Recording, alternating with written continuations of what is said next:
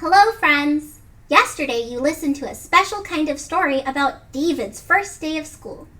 Remember, that one was a realistic fiction, so it didn't really happen, but there were parts that could happen in real life. Today, we're going to read a story out of our big book. This is the front cover, back cover, and the title. The title of this book is Off to School, and this is the spine. Now remember, this big book is special because it doesn't just have one story, it has a whole bunch of stories. And when I open it up, I see the title page. That's just to remind you of the title in case you forgot. And when I turn the page again, I see a special place called the Table of Contents. The Table of Contents tells you where to find things.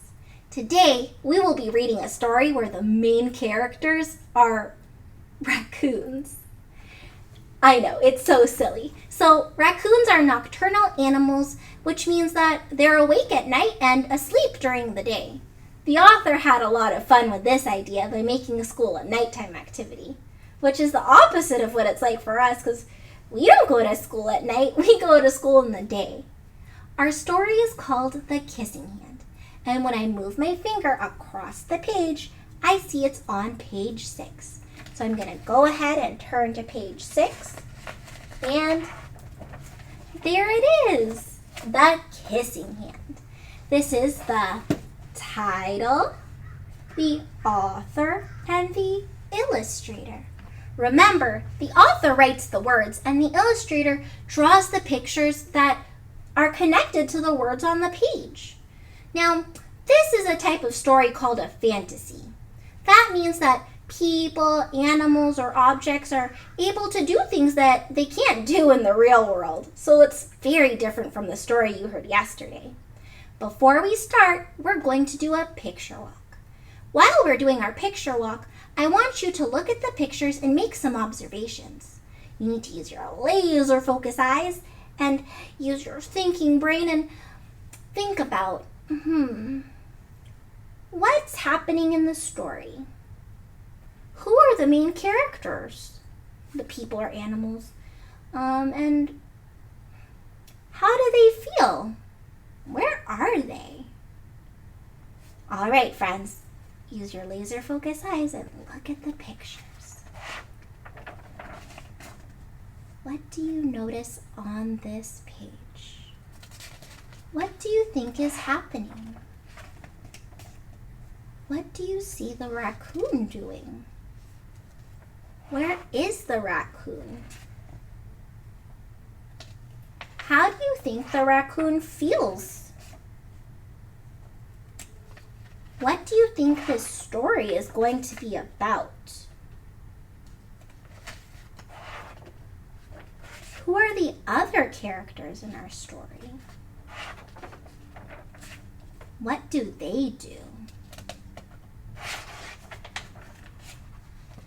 All right, friends, that's the end of this story. Now that we've previewed our book, that means we looked at it. I think we're ready to read. So let me go all the way back to the beginning of our story. It's many, many pages. And here we are. Okay, friends. The essential question I want you to think about as we read this story is, what are some ways you are brave? Our comprehension strategy for today is making connections. Good readers connect their own experiences to the events and the illustrations in the story to help them understand the story better. While we read our story, we will also practice making connections to help us understand the characters and how they might be feeling. Good readers connect to themselves, other texts, and the world. When you make connections, it helps your brain grow. Let's read our story. And remember, when we read, we go from left to right and across. This is the first word on the page, and this is the last word. To get to the last word, I have to go across, next line, across, next, across, next, across, next, and there. All right, friends, I hope you enjoy our story. Essential question. What are some ways you are brave? The Kissing Hand by Audrey Penn. Illustrated by Ruth E. Harper and Nancy M. Leake.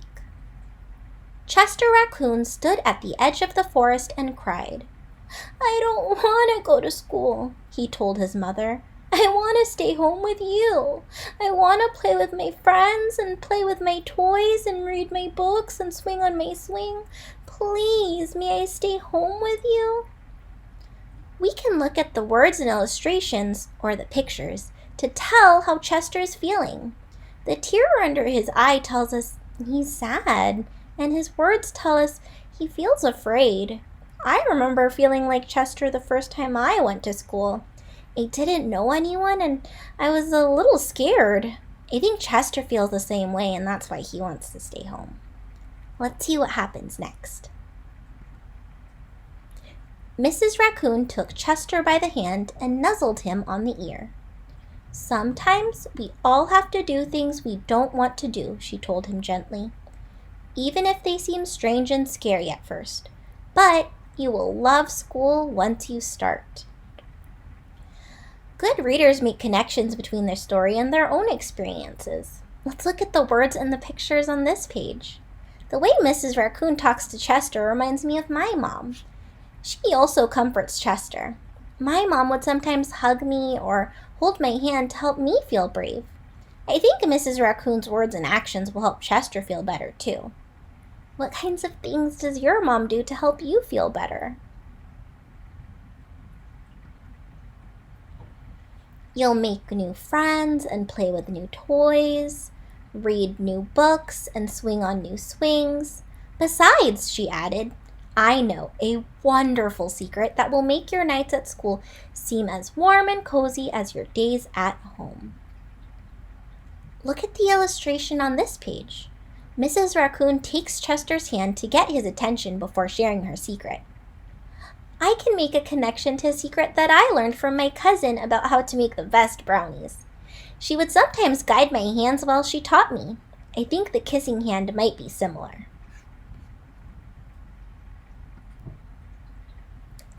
Chester wiped away his tears and looked interested. A secret? What kind of secret? A very old secret, said Mrs. Raccoon. I learned it from my mother and she learned it from hers. It's called the kissing hand. The kissing hand? Asked Chester.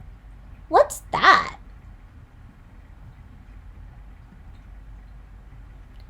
I'll show you. Mrs. Raccoon took Chester's left hand and spread open his tiny fingers into a fan. Leaning forward, she kissed Chester right in the middle of his palm. Chester felt his mother's kiss rush from his hand up his arm and into his heart. Even his silky black mask tingled with a special warmth. That kind of feeling reminds me of when I get a hug. Make sure you're making your connections too. Mrs. Raccoon smiled. Now, she told Chester, whenever you feel lonely and need a little loving from home, just press your hand to your cheek and think, Mommy loves you. Mommy loves you. And that very kiss will jump to your face and fill you with toasty, warm thoughts. She took Chester's hand and carefully wrapped his fingers around the kiss.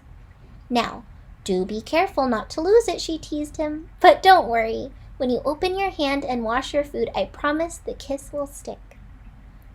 Let's look at the illustration on this page. Mrs. Raccoon gives Chester a hug after showing him the kissing hand. The words and illustration remind me of when I stayed the night away from home the first time. My mom packed my favorite stuffy to hug if I missed home. I was fine until bedtime. The stuffy made me remember all the people and things I loved at home. But I felt a bit better when I hugged the stuffy tight. I think the kissing hand is the same. Chester loved his kissing hand. Now he knew his mother's love would go with him wherever he went, even to school. That night, Chester stood in front of his school and looked thoughtful. Suddenly, he turned to his mother and grinned. "Give me your hand," he told her. Let's look at the illustrations on this page. Notice the look on Chester's face. Remember, good readers make connections to help them understand things in the story better. The story says that Chester stood in front of his school and looked thoughtful. I know that look. I see that look on your faces when you're thinking about something or trying to figure something out. What does a thoughtful face look like? Can you show me? That's a great thoughtful face. When I stand in front of someone or something, I sometimes begin thinking about that person or thing. Chester is probably thinking about school. Let's see what he does. Chester took his mother's hand in his own and unfolded her large, familiar fingers into a fan. Next, he leaned forward and kissed the center of her hand. "Now you have a kissing hand too," he told her, and with a gentle goodbye and "I love you," Chester turned and danced away. Good readers also make connections when they read things that seem similar. When I read this page and I looked at the illustration, I made a connection to the way Mrs. Raccoon kissed Chester's hand earlier when she showed him the kissing hand. Chester took his mother's hand, opened it into a fan, and kissed it in the middle. That's just like how Mrs. Raccoon kissed Chester's hand earlier in the story. Mrs. Raccoon watched Chester scamper across a tree limb and enter school, and as the hoot owl rang in the new school year, she pressed her left hand to her cheek and smiled. The warmth of Chester's kiss filled her heart with special words. "Chester loves you," it sang. "Chester loves you." This is another place in the story that reminds me of words that seem almost the same as earlier in the story. When I read "Chester loves you," I made a connection to what Chester said to his mom before he left for school. On page 21, Chester said, "I love you." Also, look at the illustration of Mrs. Raccoon. She holds her own kissing hand up to her face, just as she told Chester to. Mrs. Raccoon must be making a connection. She's remembering the words of Chester. She's using her own kissing hand to feel better about being separated from him.